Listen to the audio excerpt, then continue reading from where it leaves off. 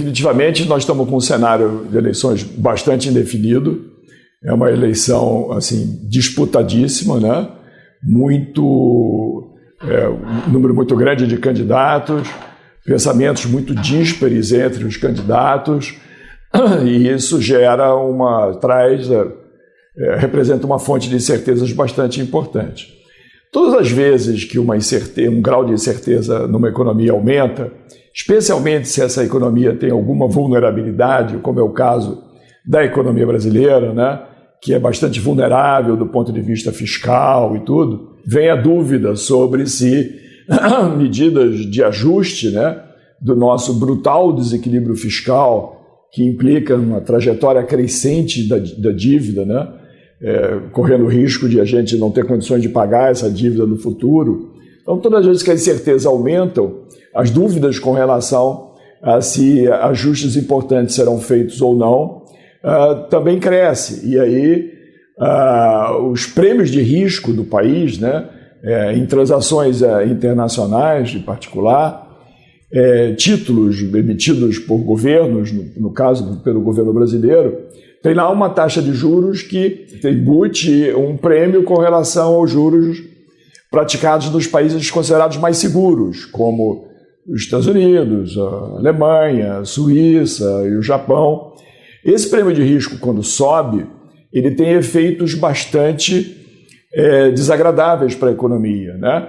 Porque uma alta de taxa de juros inibe a atividade econômica, restringe os investimentos, o leque de alternativas de investimentos rentáveis fica reduzido.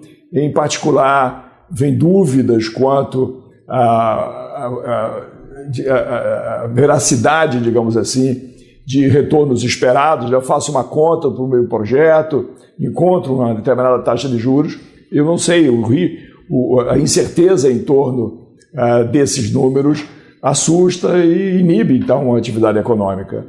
Então, as eleições, pelas incertezas que estão trazendo, têm prejudicado o prêmio de risco Brasil, que, por sua vez, tem atrapalhado, tem feito subir, né, as taxas reais de juros praticadas no nosso país. Isto é inibidor. É claro que quando os prêmios de risco sobem, outras coisas estão acontecendo ao mesmo tempo associadas a isso. A insegurança toda fica maior, né? Não apenas as empresas sofrem, né, com a insegurança trazida pelo cenário, como as famílias também, elas ficam mais reticentes sobre fazer planos, sobre contratar despesas, e no fundo é isso que precisa acontecer para a economia andar. Então, o melhor que pode acontecer é esse período passar logo e as eleições se definirem, e obviamente a gente tem que torcer para que elas se definam em favor de alguém comprometido em fazer as reformas de que o país tanto precisa.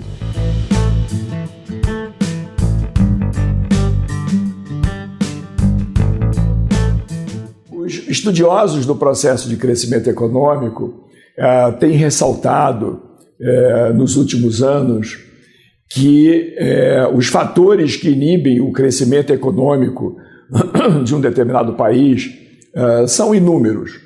É muito difícil a gente pensar numa economia cujo processo de crescimento econômico esteja sendo contido apenas por restrições externas, por exemplo, um país que tem um déficit nas suas contas com o mundo exterior, ou um país que tenha uma deficiência de poupança, ou um país que tenha uma deficiência na sua base de capital humano. Todas essas coisas são importantes, né? Ou seja, você conseguir se livrar de restrições externas, não ser um país que dependa em excesso de financiamento do exterior, você tornar-se uma economia que tem uma ampla base de poupança, uma economia que tem um estoque de capital humano elevado, de boa qualificação. Tudo isso é relevante. Agora, nada disso sozinho resolve o problema. É isso que os estudiosos do crescimento econômico têm apontado. O processo tem que ser o processo de reformas tem que ser muito abrangente, tem que cobrir um monte de áreas, né? Estudiosos do crescimento econômico já viram, por exemplo, que não apenas esses fatores que eu listei, eles são relevantes, mas você, quando os resolve, não necessariamente resolveu todo o problema. Houve uma época, por exemplo, em que muita gente imaginava que ajuda externa era uma coisa importante. Então, países muito pobres, na África, principalmente, se recebessem mais ajuda externa dos países desenvolvidos, se desenvolveriam. E a evidência mostrou que você concede a ajuda externa e o recurso é desperdiçado e assim por diante. Na educação que eu mencionei há pouco, é a mesma coisa. Você pode ter uma boa base, formar uma boa base de capital humano, qualificar as pessoas adequadamente, mas se as instituições do país não estão montadas de forma tal que haja uma demanda por essa mão de obra qualificada, por essas pessoas mais bem preparadas, também não vai adiantar. Essa questão da abertura da economia para o exterior se insere exatamente nisso, nesse contexto. Não é uma panaceia, não vai resolver todos os nossos problemas, mas é importante. É tão importante abrir a economia quanto investir em educação, não apresentar desequilíbrios importantes no setor externo, ou seja, não depender de financiamento do exterior, ampliar a nossa base de poupança, tudo isso é importante. Como é que a abertura da economia comercialmente aconteceria? Aconteceria pela redução gradual das barreiras às importações. E as barreiras para as nossas importações são de vários tipos. São tarifárias, são não tarifárias, são barreiras de natureza burocrática. E é claro que a gente tem que entender o comércio internacional como uma via de mão dupla. A gente não quer apenas que as importações cresçam. E elas crescendo, elas trazem bem-estar para o consumidor, que passa a ter acesso aos bens produzidos pelos melhores produtores nos mais diferentes cantos do mundo. Então, acesso a bens e serviços de qualidade ficam mais bem assegurados quando as barreiras para trazer bens e serviços de fora são menores. Mas, como eu dizia, isso tem que ser visto como uma via de mão dupla, porque na medida em que você reduz as barreiras a trazer bens e serviços do exterior, você barateia o custo de produção de produtos que você pode vender no exterior. Então, é de se esperar que, com uma abertura desse tipo, reduzindo os entraves burocráticos, as barreiras não tarifárias, as próprias tarifas, os impostos sobre o comércio exterior, é de se esperar que cresçam ao mesmo tempo os volumes de importação e de exportação. A economia tende a se tornar mais eficiente. Mas, de novo, só para repetir a essência do argumento, não adianta fazer uma coisa só. A gente tem que estar preocupado com um amplo leque de medidas e de ajustes que a economia brasileira requer no momento.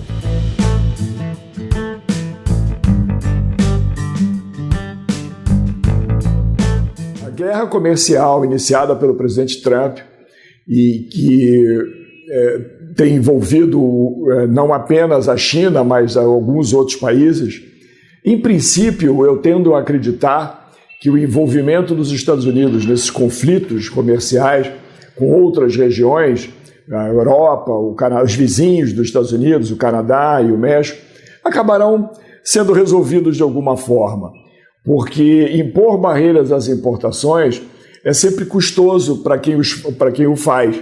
E os Estados Unidos tendem a perder também quando fazem isso. É como se fosse um tiro no pé, né? Você machuca a si mesmo fazendo isso. Então, quando isso acontece, as empresas reclamam, os prejudicados reclamam. A economia americana, nos últimos anos, se integrou muito, né, em cadeias de valor, ou seja, cada componente de um determinado produto sendo produzido num canto do mundo e trazido, sendo montado em algum determinado lugar, trazido para os Estados Unidos ou montado nos Estados Unidos. É uma diversificação grande de fontes de suprimento. Na hora que você impõe tarifas, você dificulta esse processo de integração e as atividades econômicas se tornam mais ineficientes, ou seja, prejudicando o próprio país que está impondo as barreiras. E na medida em que a sociedade americana, muita gente tem voz, né? Todo mundo tem voz, a sociedade é muito democrática, quem está perdendo, quem está apanhando reclama e, de algum modo, essas medidas acabam sendo reduzidas, ou seja, será do interesse do próprio Estados Unidos reduzir esse tipo de conflito. Com a China é um pouco diferente, porque o conflito envolve outros campos que não apenas o comercial. Tem questões de segurança nacional envolvidas, tem questão de competição pela liderança tecnológica do mundo, os Estados Unidos e China competindo. Então, no fundo, eu acho que nós ficaremos nos próximos trimestres, talvez, no próximo ano, pelo menos, acho que a coisa ficará mais restrita à China e Estados Unidos realmente. E isso tende a trazer consequências ruins para o crescimento econômico quando se pensa na economia mundial como um todo. E o Brasil, como um integrante da economia mundial e que aspira a estar cada vez mais integrado com as propostas que vários candidatos à presidência, às eleições presidenciais agora têm enfatizado, o Brasil aspira a ser mais bem integrado, ele tende a perder pelo encolhimento das oportunidades no resto do mundo. É de lamentar que a situação tenha chegado a esse ponto. Então, os prejuízos para o Brasil são de natureza indireta, pelo encolhimento da atividade econômica no mundo e pelo menor volume de transações entre os países.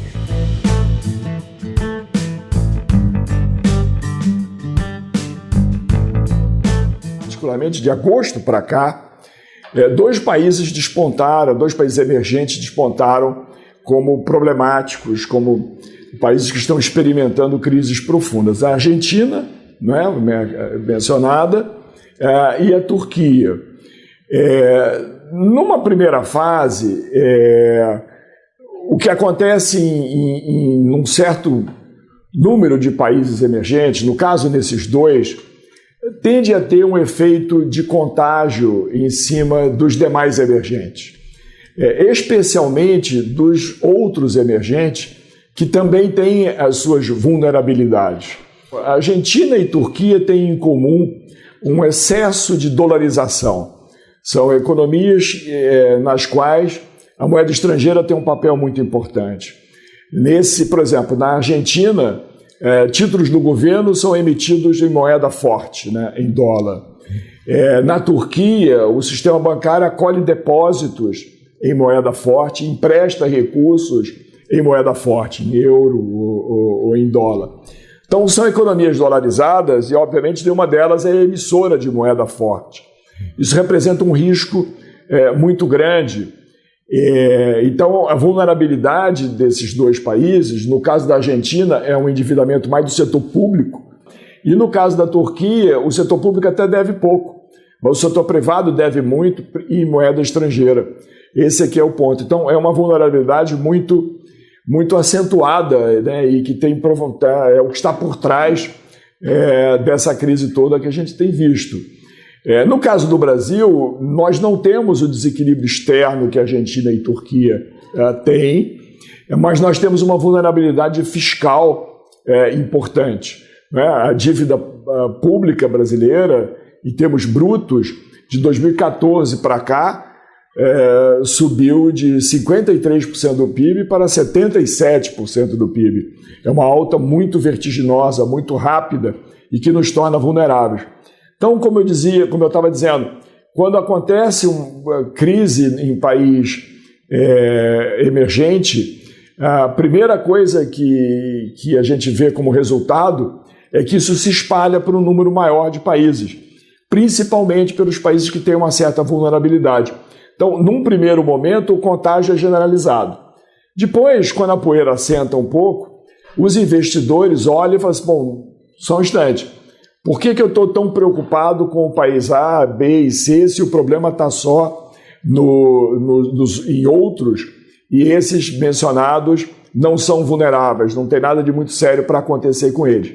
Em outras palavras, num segundo momento, os investidores começam a discriminar aqueles que estão em melhor situação, não apanham tanto, no sentido de não experimentarem depreciação cambial e assim por diante. O Brasil, lamentavelmente, tem sofrido com a crise da Argentina e da Turquia justamente por isso, porque ele ainda é visto como um país vulnerável não pelo seu setor externo, que está bastante sólido, mas vulnerável pelas suas condições fiscais precárias e um crescimento recente bastante assustador da nossa dívida bruta. Na medida em que, eventualmente, o vencedor das próximas eleições mostre compromisso firme em fazer esses ajustes, tirando, portanto, o Brasil do grupo dos mais vulneráveis, esse contágio de Argentina para cá ou de Turquia para cá tenderá a ficar muito mais suavizado. Então, os países emergentes que estão em boa situação macroeconômica tendem a sofrer pouco quando há crises como essa.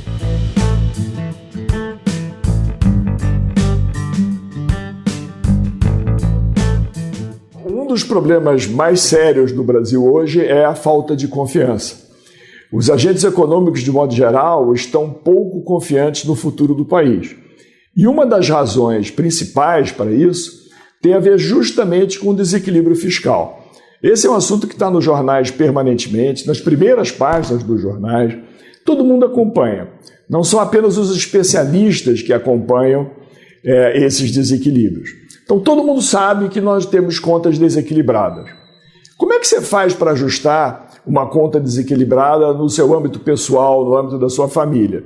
Você tem que cortar gastos de alguma maneira ou arrumar modo de conseguir mais receita. Agentes governamentais têm que fazer a mesma coisa. Se nós temos contas públicas desequilibradas, nós precisamos cortar despesas ou aumentar impostos. E aí vem a dúvida.